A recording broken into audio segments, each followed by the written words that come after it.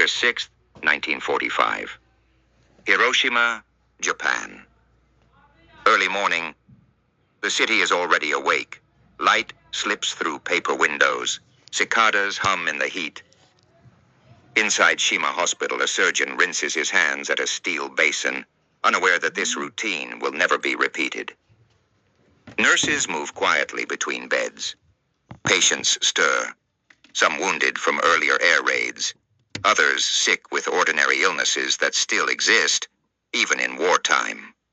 At Hiroshima Red Cross Hospital, charts are being updated. Surgical tools lie arranged with care. There is no sense of urgency, no sirens, no warning. The sky above the city is unusually clear, a pale summer blue broken only by the distant drone of a single aircraft. Too high, too small to command attention. At 8:15 a.m., time fractures. A light, brighter than the sun, fills every room at once. Walls vanish. Glass becomes wind. Flesh burns before pain can register. In hospitals built to preserve life, the laws of medicine collapse in a single instant. What remains standing will become something new, not places of healing, but the first ground-level witnesses to atomic war. And from these shattered corridors, a rare and haunting visual record will begin to emerge. By the summer of 1945, the Second World War had entered its final, brutal phase. In Europe, Nazi Germany had surrendered in May. Across the Pacific, the war continued with unrelenting force.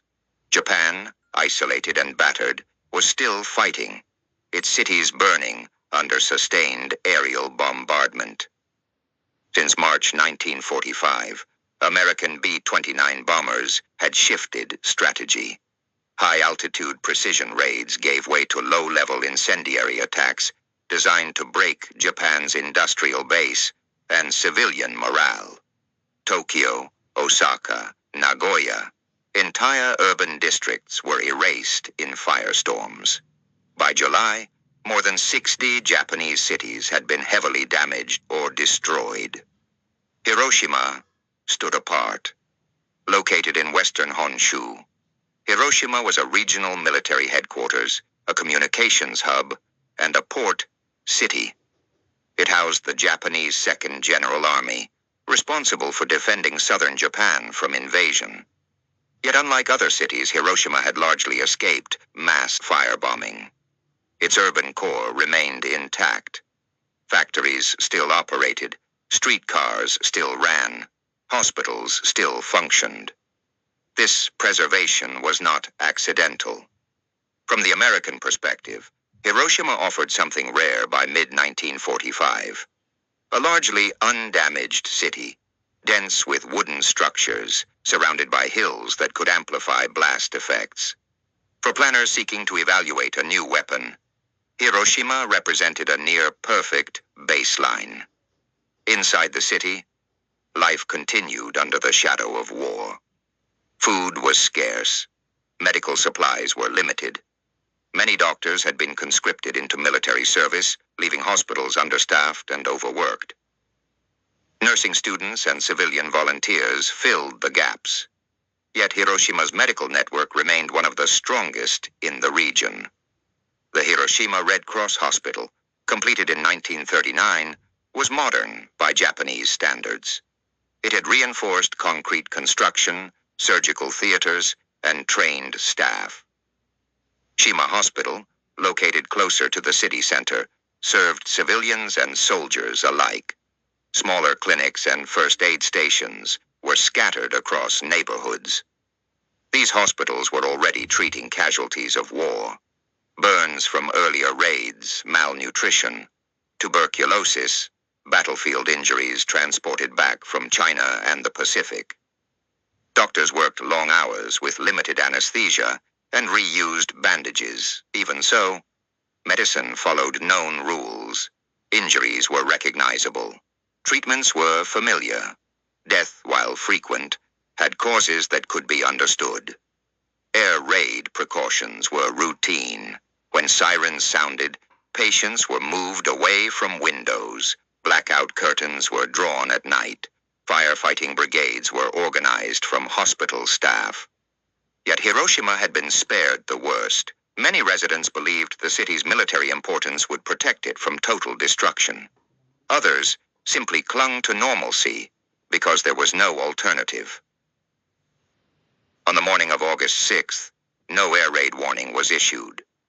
American reconnaissance aircraft had flown over Hiroshima repeatedly in the weeks before, mapping streets and measuring weather conditions. On that morning, visibility was excellent. Winds were light. The Ota River Delta lay quiet beneath the sun. At hospitals across the city, staff shortages were acute but manageable. Surgeons prepared for scheduled procedures. Nurses changed dressings. Patients sat up on futons, talking softly, listening to distant aircraft that did not trigger alarms. Medical students reviewed notes, unaware that everything they had been taught was about to become insufficient.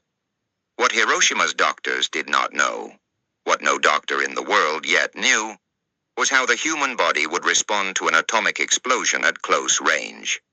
There was no training for instantaneous mass burns combined with radiation exposure. No protocol for injuries without visible wounds. No language yet for sickness that appeared days after survival. The city's hospitals stood ready for war, as it had always been understood. They were unprepared for a weapon that would redefine injury, illness, and survival itself. And that unpreparedness would be recorded, not in strategy reports or battlefield maps, but in the rare, stark image taken inside hospital ruins in the hours and days that followed. While Hiroshima continued its routines, decisions made half a world away were already sealed. In the United States, the Manhattan Project had reached its conclusion. After nearly 3 years of secret development, the atomic bomb was no longer theoretical. It had been tested. It worked. On July 16, 1945, in the New Mexico desert, the Trinity test detonated the world's first nuclear device. Observers described a light brighter than day, followed by a rising column of fire and dust that reshaped the horizon. For the scientists present, the test confirmed destructive power beyond conventional warfare. For military planners, it offered a means to end the war without invasion.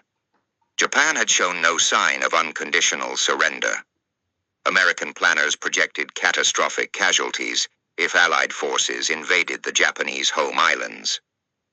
Estimates varied, but even conservative figures suggested hundreds of thousands of Allied casualties and far more Japanese deaths, soldiers and civilians alike. The atomic bomb was presented as an alternative, a single overwhelming strike that might compel surrender. Targets were selected carefully. The target committee considered several cities. Tokyo was excluded, already destroyed by firebombing. Kyoto was removed due to its cultural significance. Niigata, Kokura, and Hiroshima remained. Hiroshima's characteristics stood out. It was a military center. It had a dense population. It had not yet been devastated, and its surrounding terrain would help contain and measure blast effects. The weapon assigned to Hiroshima was a uranium-based bomb, codenamed Little Boy. Unlike later nuclear weapons, it required no test before use. Engineers were confident in its design. Confidence, however, did not equate to understanding. While blast and heat were anticipated, the biological effects of radiation remained largely unknown, even to those deploying the weapon. On August 6, 1945, the B-29 bomber Enola Gay departed Tinian Island in the Mariana Islands. Its mission was precise. Weather aircraft flew ahead to assess cloud cover. Hiroshima was reported clear. The order stood. At 8:15 a.m. local time, little boy detonated approximately 600 meters above the city center, near Shima Hospital. In less than a second, temperatures near the hypocenter reached levels comparable to the surface of the sun. A pressure wave moved faster than sound. Buildings disintegrated. Human bodies were exposed to extreme heat and radiation simultaneously. Yet in the moments immediately following the blast, the full scope of what had occurred was not understood, especially by those inside hospitals. Doctors who survived found themselves surrounded by devastation that defied medical logic. Patients who had shown no visible injuries began vomiting within hours.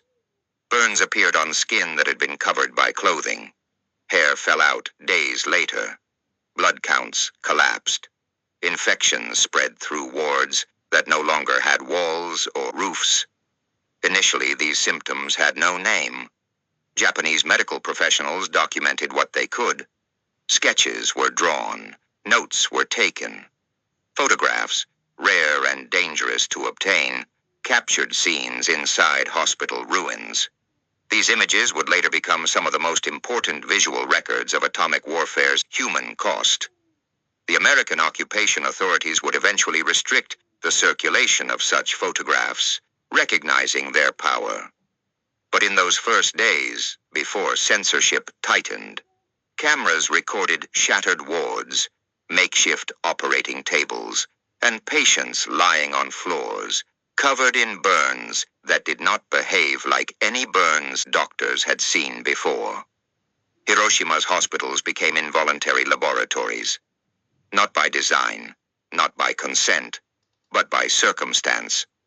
And within these damaged buildings, amid exhaustion and confusion, medical staff faced decisions that no training could guide, decisions that would shape how the world understood nuclear war.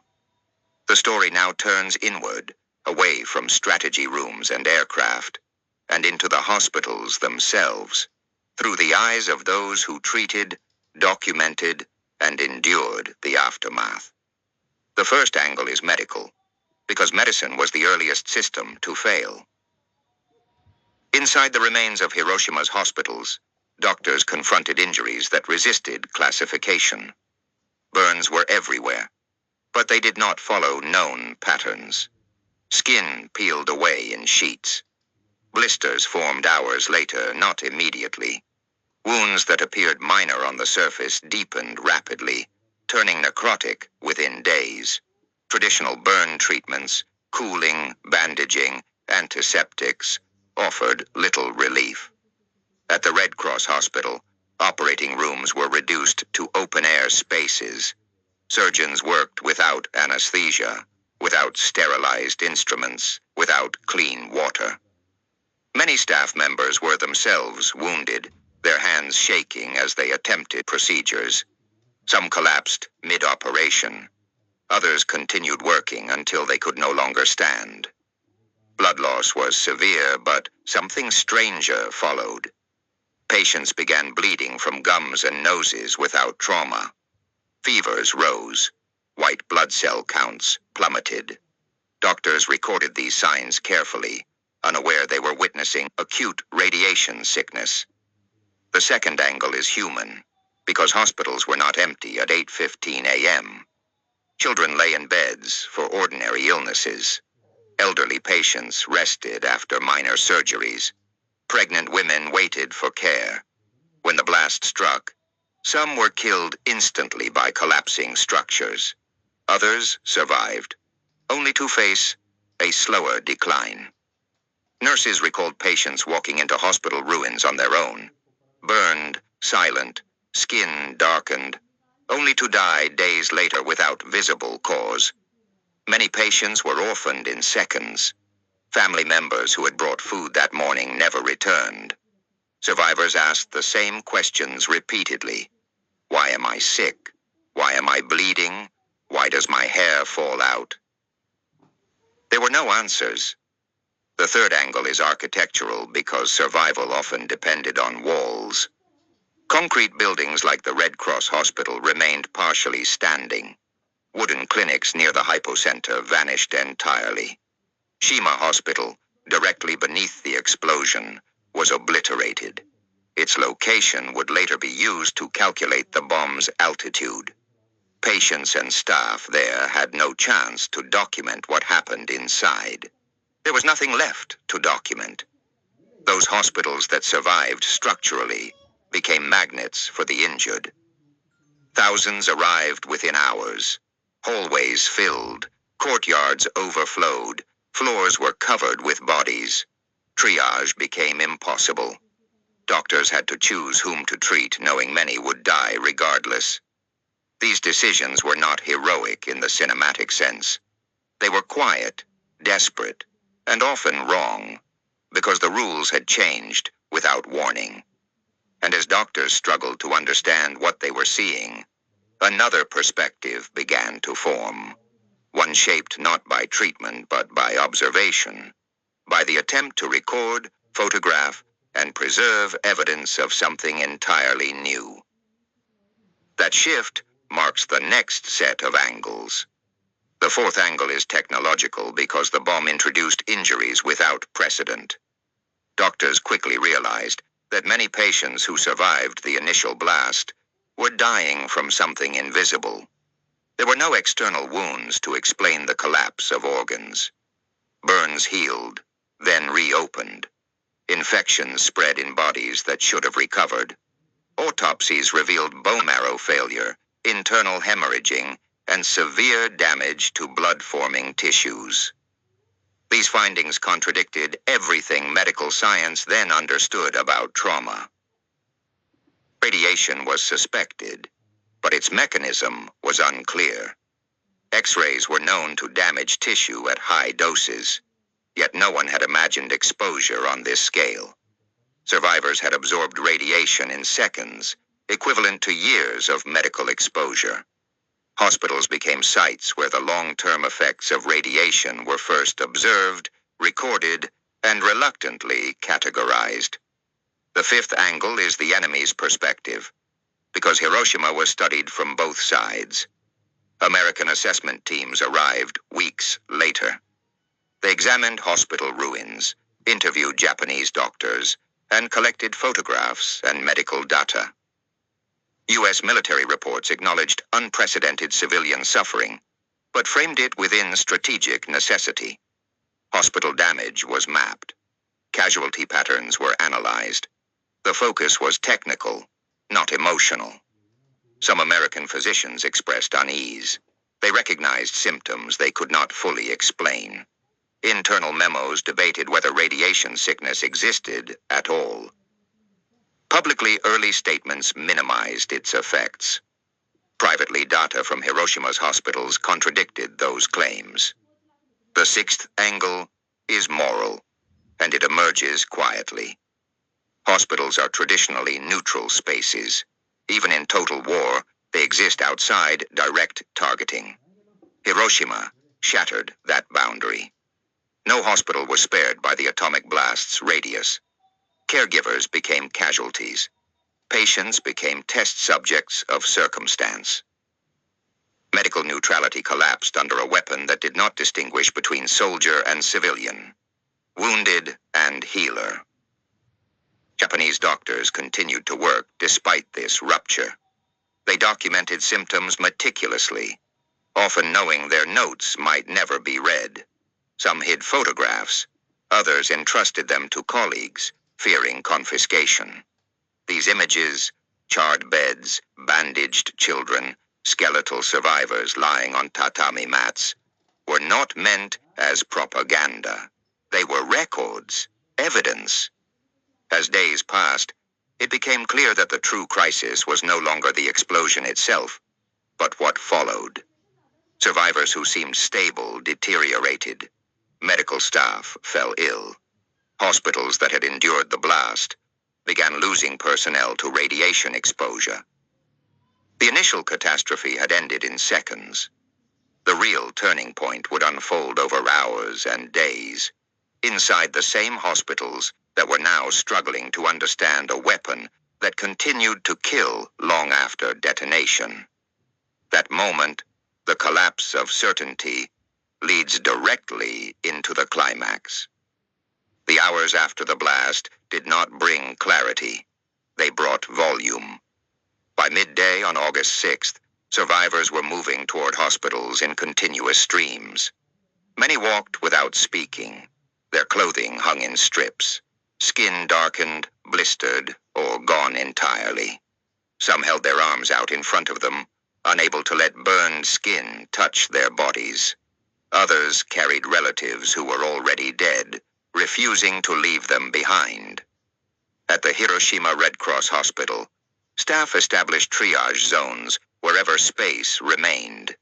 There were no categories for what they were seeing. Burns covered most of the body. Eyes were swollen shut. Embedded glass turned every movement into bleeding. Water was scarce. Morphine was nearly gone by noon. Doctors improvised. Operating tables were doors placed on bricks. Surgical tools were wiped clean and reused without sterilization. Nurses tore bedding into strips for bandages. Procedures were performed without anesthesia, the only relief coming from speed. Screams echoed through corridors that no longer had walls to contain sound. Photographs taken during these hours show patients lying shoulder to shoulder on floors. There is no order, no separation by age or condition, just density, human density. By late afternoon, a pattern began to emerge, though no one recognized it yet.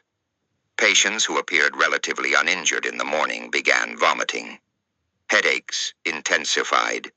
Fevers rose sharply. Some collapsed suddenly, bleeding from noses and mouths. Doctors assumed shock or infection. Treatments were adjusted accordingly. Nothing worked. As night fell, fires burned unchecked across the city. Hospitals glowed faintly in the darkness, their courtyards filled with the injured. Staff worked under lantern light. Some doctors recorded notes by memory because paper had burned. Others etched observations into walls. It was during this first night that medical certainty finally broke. Doctors realized that survival past the blast did not mean survival at all. Patients who should have lived were dying. Those who seemed stable deteriorated without warning. And among the medical staff themselves, symptoms began to appear. Nurses complained of dizziness. Surgeons vomited between procedures. Hair appeared on pillows. White blood cell counts, when measured, dropped inexplicably. The hospitals were no longer just treating victims. They were becoming victims. And as dawn approached on August 7th, the turning point sharpened, not in noise or fire, but in the quiet realization that the catastrophe was still unfolding inside human bodies, beyond any existing medical framework. That realization deepened over the next critical phase. By the second day, confusion hardened into dread. Doctors compared notes. Patients with similar exposure showed identical symptoms, regardless of visible injury. Burns healed, then reopened. Wounds refused to clot. Purple spots, petechiae, spread across skin. Internal bleeding followed. In some cases, death came quietly, without struggle, hours after apparent recovery. At the Red Cross Hospital, laboratory tests confirmed something catastrophic. White blood cell counts were collapsing across entire wards. Bone marrow failure was suspected, though its cause remained uncertain. Without immune defenses, even minor infections became fatal. Antibiotics were limited. Blood transfusions were impossible at scale. Radiation sickness, though not yet named, had revealed itself. Medical staff were not exempt. Doctors who had worked continuously since the blast began falling ill. Nurses collapsed during rounds. Some died within weeks. Hospitals lost experienced personnel at the moment they were most needed. Photographs taken during this period are stark and restrained. Patients lie motionless, wrapped in gauze. Faces are expressionless, not from calm, but exhaustion. There is no visible drama, only depletion. In some images, medical staff wear makeshift masks, unaware that protection from radiation exposure at this stage is meaningless. Outside, mass cremations filled the air with smoke. Inside, death became procedural. Japanese doctors documented everything. They sketched skin lesions. They recorded timelines, exposure, onset, decline. Some risked punishment by preserving photographs that contradicted early official statements, minimizing radiation effects. These records would later become foundational to nuclear medicine and radiation biology. Yet at the time, documentation felt hollow. Knowing what was happening did not stop it. By the end of the first week, hospitals reported thousands dead, not from burns or trauma, but from a sickness that arrived after survival. Children deteriorated rapidly. Pregnant women miscarried. Survivors begged for water, unaware that internal injuries made even drinking dangerous. The turning point was complete. The bomb had not only destroyed Hiroshima's hospitals physically, it had destroyed the assumption that medicine could always respond to violence with solutions. Here, treatment followed observation, not control. Doctors could name symptoms, but they could not reverse them. As the weeks passed, the hospitals themselves became quieter. Fewer survivors arrived, fewer staff remained, and attention, slow, international, and cautious, began to turn toward what these hospitals represented beyond Japan. The question was no longer what had happened. It was what it meant. That question would define the aftermath. In the days following the bombing, Hiroshima's hospitals entered a different phase. Not emergency response, but reckoning. By mid-August 1945, patient intake slowed, not because need had diminished, but because there were fewer survivors left to arrive. Entire neighborhoods had vanished. Families that might have sought treatment no longer existed. Hospital courtyards, once crowded with the wounded, became quieter, filled instead with the dead awaiting cremation. Medical records compiled during this period reveal staggering numbers. At the Hiroshima Red Cross Hospital alone, thousands were treated in the first week. Mortality rates climbed sharply after the seventh day, as radiation sickness progressed. Doctors noted a second wave of deaths, patients who had survived burns and trauma, only to succumb later to hemorrhage, infection, or organ failure. Japanese physicians began assembling formal reports. These were not polished documents. They were handwritten, fragmented, often incomplete.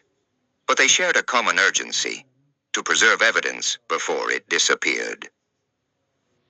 Photographs taken inside hospitals during this phase are among the rarest visual records of the atomic aftermath. Many show interiors rather than bodies: collapsed ceilings, overturned beds, blood-stained floors, silent indicators of scale. Others depict patients weeks after exposure, emaciated, hairless, skin mottled. These images were clinical, not sensational. They were meant to be studied. When Allied occupation forces arrived in September, they moved quickly to assess damage.